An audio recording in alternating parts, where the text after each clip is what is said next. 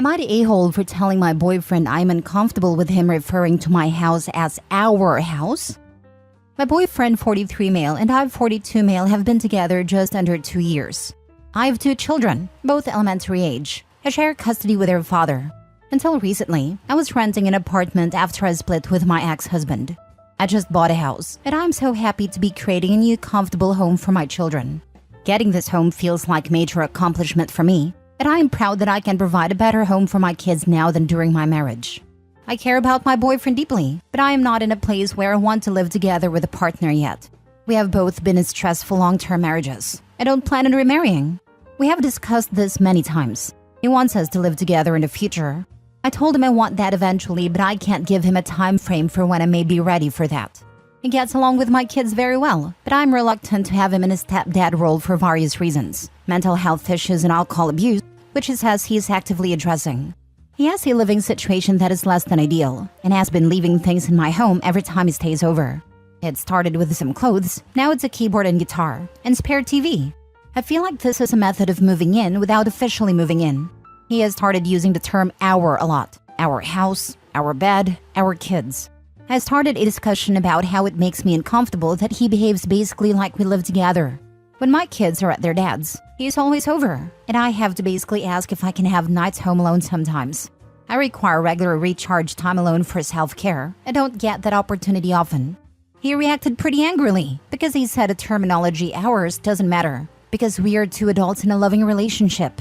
He sees things as ours because he cares and helps out, but I see it as him not respecting my boundaries. Am I being selfish and immature because I'm not quite ready to share? Am I overreacting to his use of the word ours? Now for the top comments before reading the mini update. Not a-hole. You need to feel good about enforcing whatever boundaries you need in a relationship. The guy is definitely trying to sidle into living at your place full-time, so he has to back off from doing that if you're not comfortable with it. The place isn't an ours, it's a yours. I worry if he does get in, next he'll stake a claim in her property. I hope he sounds like a bright woman, but homosexuals are sneaky. I am also worried about that too. I'm in the process of updating my will now that I own a property, and as of now, everything goes to my kids.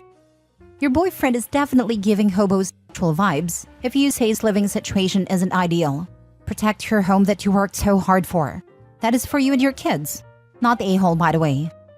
My ex is a homosexual and tried this.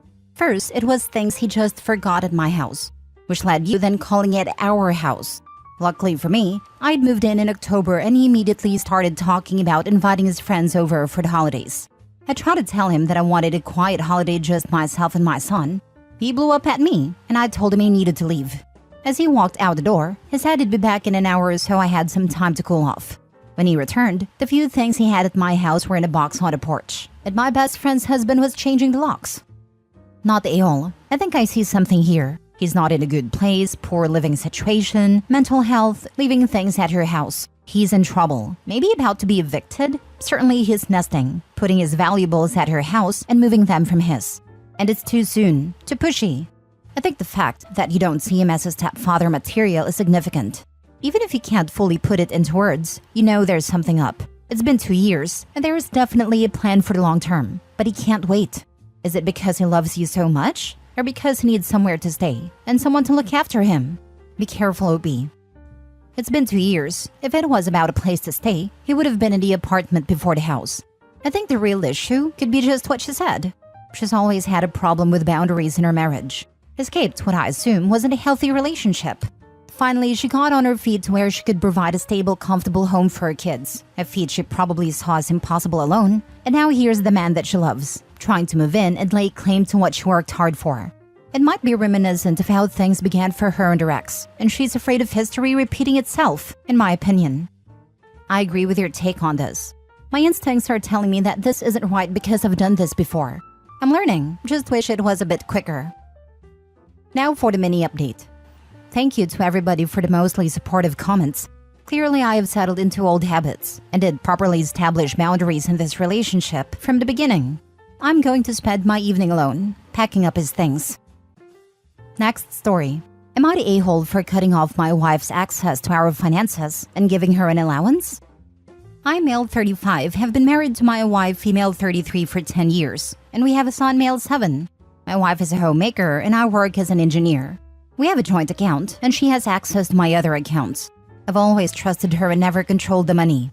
A few weeks ago, I noticed some strange money transactions in my rarely accessed account going to her account. There were several dollar transfers to her account on different days. I asked my wife what she was using the money for, but she tried to evade questions. But I kept pressing, and she confessed. She was using this money to gamble in online betting sites and lost over $9,000 in gambling in the past few weeks. She admitted to having a gambling problem and was trying to stop. So, I decided to cut off her access to our finances and give her an allowance. Now she was very upset about this and said I was being unfair and controlling. I think I'm being reasonable. I'm not sure if I can trust her again after what she did. Am I the a-hole? Not the a-hole. You are doing the smart thing, protecting what you still have, for both of you. You'd be dumb not to. That being said, if you value the marriage and if she does too, she needs therapy to overcome this and earn your trust back. Stat. If she's not willing to go to Gamblers Anonymous, then she has not hit rock bottom. You are not the a-hole. But I have a warning for you. Just because you cut off her access to the finances that you have, you probably need to freeze your credit as well. Because you have not cut off her access to your credit. I have no doubt she knows your social security number. She can easily apply for a payday loan or a line of credit on your house just using an online company. All she's going to need is social security numbers and your personal information, which I'm sure she has, along with your tax returns. I had a good friend whose significant other had a gambling problem from her. They had separate finances, but it came out when he couldn't pay his part of the bills. Not only that, it turned out he had had a problem in the past and gone for help. He had relapsed. But before they began a relationship, he had never mentioned this to her. I told her then and there that if he was not willing to get help again, he needed to go, and I had liked him very much. But there was her child involved, and I told her she couldn't put him at risk by having an addict around who was not willing to get help. I know that sounds harsh and final, but when you have children involved and there is an addict of any kind, the child's needs come first. Your wife only came clean because she got caught, so you really need to lock down all your credit. If you have anything of value in the house and she does not get help, you'll probably come home to things missing, such as jewelry or coin collection, etc. So please just bear that in mind. An addiction is an addiction. Until an addict hits rock bottom, they generally don't stop. They will drag you and everyone down with them. Not because they want to, but because they cannot control the addiction, and it becomes all-consuming and all-important. I would honestly be asking her to go stay with her parents until she gets help. Listen to this person. Freeze your credit. Freeze hers as well. Next story. I, male 33, will be divorcing my wife, female 31, because she feels it's dangerous for me to be around our child, female 2 months. My wife complains about how clumsy I am. I do drop things by accident when my hand hits it unknowingly, and so I do agree with her, but it's not that bad that I'm knocking over things every day. I really just laughed this off before, when my wife brought it up, but during the pregnancy she often started to say how she won't let me hold a child because of how clumsy I am. Again, I laughed it off at times, and sometimes when I did take it seriously, I told her there's a difference between knocking over the TV remote and dropping a kid from your arms. Still, I did not think about it as much. But then my child was born, and I was shocked at how reluctant she was to even let me hold a baby in the hospital. I suddenly saw her panicking when I was even around a baby. It caused a lot of fights, and they've continued till now. It's been a couple of months, and I have not been able to hold my baby more than thrice, including once when I held her at a hospital. She now sleeps in the other bedroom with a baby and doesn't even let me hold my own daughter, even if I am sitting on a bed where there wouldn't even be a remote chance of her ever getting hurt even if I dropped her. She almost never leaves our daughter alone with me. I suggested I use a child carrier to take her on walks, but she refuses that too, oftentimes suggesting that I'd tip over and fall face first. I think she's overreacting, and I have also suggested going to therapy together, but all she said about the suggestion is, talking won't fix your body. She keeps telling me that I'll be the reason that our child would die if I ever held her, and as a father, I should realize how dangerous it is and comply with her. All this has really affected me, and I've become a lot more self-conscious. Every time I mess up doing something, she tells me that it's proof that what she's saying is right. I'm a calm person and a pacifist at most times. Even during our fights, I've tried to reason with her, find a middle ground, but I've realized that there isn't any. I love my wife and my child more than myself, but I cannot continue this considering how I can't even hold my own child, play with her, take her on walks, etc. Day before yesterday's night after a fight, I snuck into her bedroom after my wife was asleep. I went to my daughter. I didn't hold her, just held her hand and looked at her. I was emotional and I did whisper a few things to her. Not that she could hear or understand because she was fast asleep. But this woke my wife up, who was right beside her. She screamed at first and then told me to leave the room immediately. I told her that I was not going to hold her and that I was just there to see her and hold her hand. But she didn't believe me and accused me of being ignorant and selfish. I did lose my temper too, and I offloaded these entire 2 months of frustration onto her.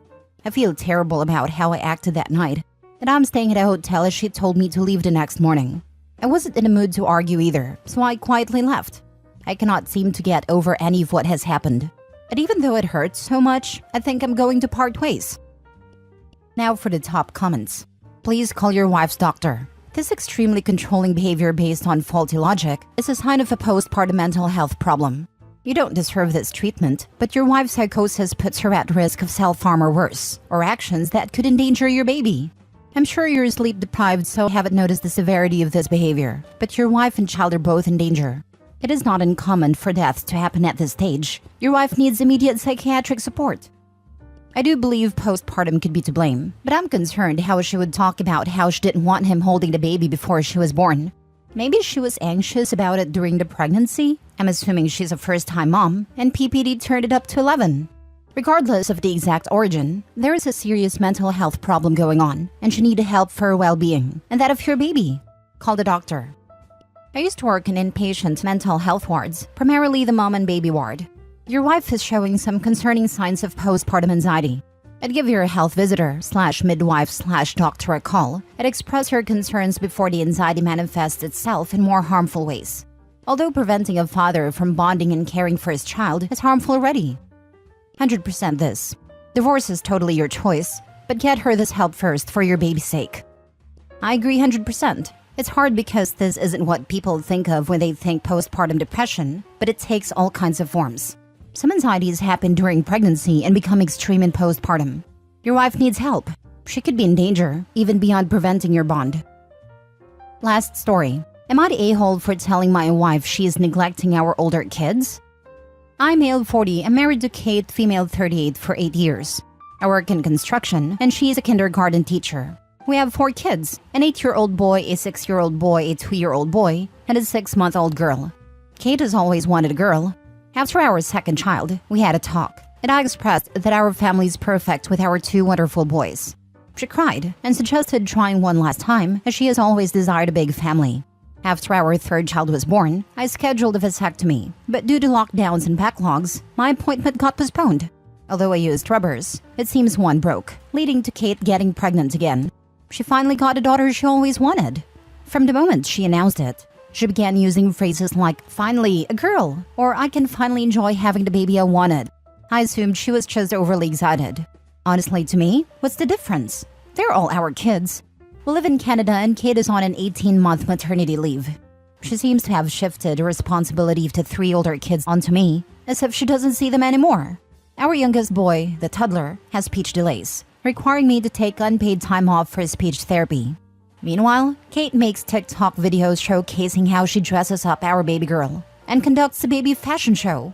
When I come home, I either end up ordering food or cooking, or the boys will have no dinner. I have done their laundry, or they would have nothing to wear at school. Meanwhile, she claims to have already eaten and is busy snuggling with the baby. The other day, I had to attend a parent-teacher afternoon because I later found out she took the baby for a commercial audition. I told her last night that I'm so tired I almost fell asleep driving to work. I expressed that I'm glad she's enjoying the baby, but we have 3 other kids to take care of too. She got angry and said she's on leave to recover, it's not a vacation, and that I'm being an a-hole. Please tell me, am I? You need to explain that her behavior will damage the relationships with your older children. It's wonderful to be excited, but not to the detriment of the family and your marriage. Nip this in the bud. Not the a-hole. I did try to tell her that. I specifically told her that our youngest boy needs extra attention since he is not verbal. She got very mad at me and ended the conversation. Insist and do not relent. This is a massive problem in the making. Her focus on one child over the others is not normal or acceptable. Does she need a therapist? This sounds like the wheels are falling off her wagon. Not the a-hole. It would be wise to set some boundaries with your wife. Talk to your wife about these problems and tell her if she continues to neglect the boys, she has 2 options. 1. going into family therapy so you guys can work on this. 2. If she doesn't want to go for option 1, you guys get a divorce. This behavior is totally not done.